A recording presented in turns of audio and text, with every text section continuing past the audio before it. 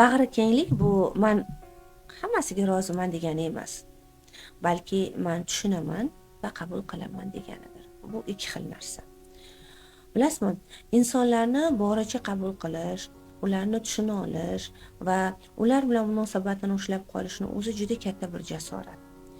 Bu boshqa bir taraf. Endi ikkinchi tarafdan qanday bo'lsa ham mayli, men roziman, chidab yashayman deyish, bu boshqa bir taraf. Va shu chidab yashayapti, voy barakalla deyishadi, lekin bu chidab yashash bag'rikenglik emas. Bu o'ziga azob berish. Chidab yashagandan ko'ra, nima uchun chidayapman? Nima uchun men buni og'riq bilan his qilyapman deyish kerak va vaziyatni o'zgarish kerak. Agar biz chidab yashayversak, bu chidashimiz ertaga tanamizda kasallik bilan bizga qaytadi yoki moliyaviy muammo bilan bizga qaytadi va chidaganimiz uchun keyin u odamdan ham o'zimizdan ham nafratlanamiz.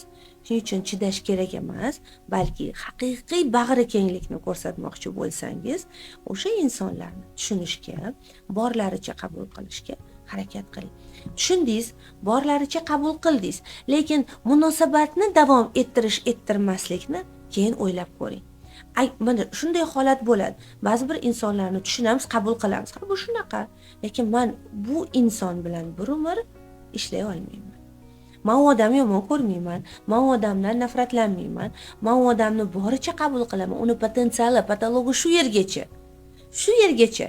O'zi zo'r odam, lekin bizni yo'llarimiz birga keta olmaydi. Agar birga ketsak, yo men qiynalaman, yo u qiynaladi. Ana shu narsani tushunish vaqtida qo'yib yuborish kerak. Ana endi shu holatga kelish uchun inson nafaqat boshqalarni tushunib qabul qilish kerak, balki o'zini ham tushunib qabul qilgan bo'lishi kerak.